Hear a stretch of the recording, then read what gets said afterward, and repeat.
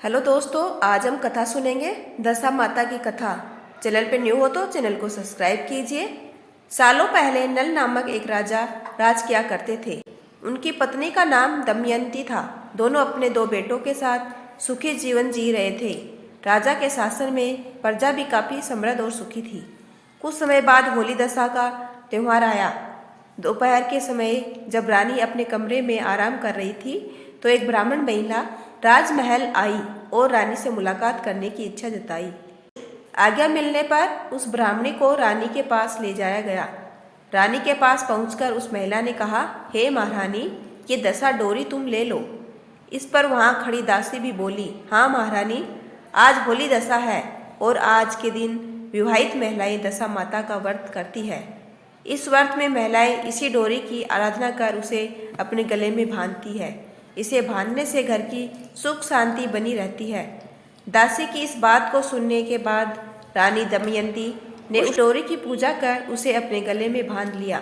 कुछ दिन बीतने के बाद राजा नल ने अपनी पत्नी के गले में उस डोरी को बंधा देखा। उसे देखते ही राजा ने अपनी पत्नी से पूछा, हे प्रिय, आपके पास इतने सोने के हार होने के बावजूद इस डोरी को क्यों बांध रखा है?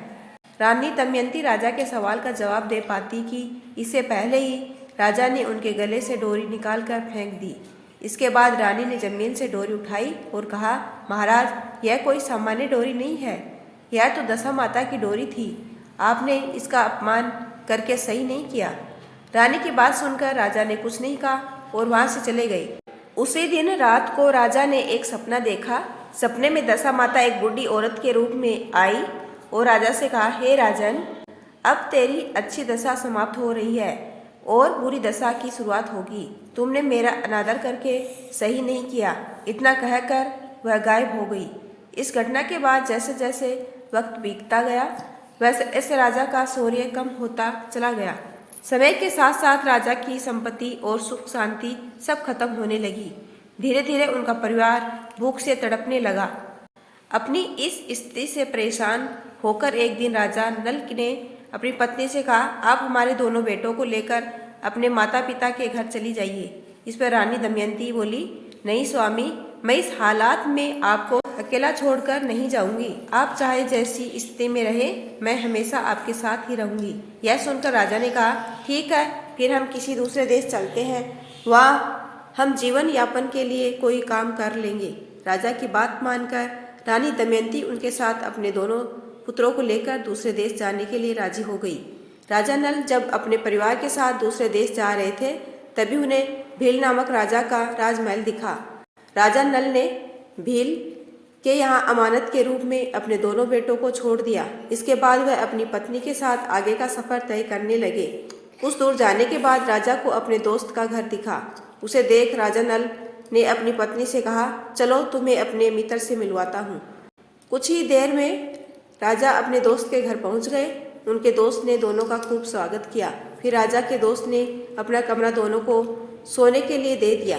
राजा और रानी जब उस कमरे में गए तो उन्होंने देखा कि वहाँ एक मोर की प्रतिमूर्ति पर हीरों से जड़ा सुंदर सा हार टंगा है। उसे देखते देखते दोनों सो गए। बीच रात अचानक रानी की नींद टूटी। उसने देखा कि वह बेजान मूर्ति हीरे का हार खा रही है। रानी यह देखकर हैरान हो गई और उसने तुरंत राजा को जगाया। राजा नल भी इस दृश्य को देखकर दंग हो गए। फिर दोनों ने सोचा कि सुबह होने पर अगर दोस्त ने पूछा कि हार कहाँ गया तो क्या जवाब देंगे। इसी सोच के साथ चोरी के इल्जाम के डर से दोनों रात को ही महल छोड़कर चले गए। अगली सुबह राजा का मित्र और उसकी पत्नी उस कमरे में गए। वहाँ उन्होंने देखा राजा नल और रानी दमयंती नहीं थे। तभी उसकी पत्नी की नज़र उस मोर की मूर्ति पर पड़ी। हीरे का हार गायब देखकर वो बोली, आपके मित्र कैसे निकले? हीरे का हार लेकर भाग गए। इस पर राजा के दोस्त ने अपनी पत्नी से कहा, नहीं प्रिय, ऐसा नहीं है, मेरा दोस्त कभी भी चोरी नहीं कर सकता, तुम उसे चोर मत कहो। उधर राजा नल और उसकी पत्नी जब वहाँ से निकले तो कुछ ही दूर चलने के बाद रास्ते में राजा की बहन का घर आया। राजा ने एक दूत से अपने बहन के घर खबर भेजी कि उसके भैया और भाभी वहाँ आए हैं। राजा की बहन ने दूत से पूछा, वह दोनों कैसे हैं? इस पर दूत ने बताया, दोनों पैदल चलकर आ रहे हैं और वो बेहद दुखी भी लग रहे हैं। दूत की बात सुनकर बहन अपने साथ खाना लेकर उनसे मिलने पहुंची। अपनी बहन से मिलकर राजा नल ने अपने हिस्से का खाना खा लिया, लेकिन उसकी पत्नी ने अपने खाने को उसी जगह जमीन में दबा दिया। उसके बाद राजा और रानी दोनों वहां से आगे सफर के लिए निकल गए। कुछ दूर जाने के बाद उन्हें एक नदी दिखाई दी। राजा नदी के पास जाकर मछलियों को पकड़ने लगे। कुछ मछलियों को पकड़कर उसने रानी से कहा, आप ये मछलियां भूनिए, मैं आसपास के इलाके से कुछ और व्यवस्था करके आता हूँ। जहाँ उसने मछलियों को भूना था और राजा के भोजन पर चील ने हमला करके गिरा दिया था। वहां से निकलने के बाद राजा दोबारा अपनी बहन के नगर पहुंचे। यहाँ पहुंचते ही फिर से एक दूत ने राजा की बहन को बताया कि उसके भैया और भाभी आ रहे हैं। बहन ने उस दूत से उनका हालचाल जाना। इस पर दूत ने बताया दोनों की दशा अच्छा है और वो खुश लग रहे हैं। यह सुनकर राजा की बहन मोतियों से भरी थाल लेकर भैया और भाभी से मिलने पहुंची। राजा की बहन को आता देख रानी ने धरती माता से विनती की और अपने अमानत को वापस मांगा। फिर वह उस जमीन को खोदने लगी जहाँ उसने जाते समय रोटी और कांदा गाड़ा था। जमीन खोदने पर सोने और चांदी में परिवर्तित रोटी और कांदा निकला, जिसे रानी ने अपनी नंद को दे दिया। अपनी बहन से मुलाकात करने के बाद राजा और रानी उसी मित्र के घर पहुंचे जिसने उन्हें सबसे पहले शरण दी थी। यहाँ उस मित्र ने पहले की तरह ही राजा और रानी के मेहमान नवाजी की। साथ ही रात में सोने के लिए दोनों को वही कमरा दिया जो पहले दिया था। राजा को उस रात नींद नहीं आई और वह मोर की प्रतिमा द्वारा हाथ निगलने वाली बात के बारे में सोचता रहा। तभी उसने देखा कि वो मोर निगलते हुए हीरे के हार को उगल रहा था।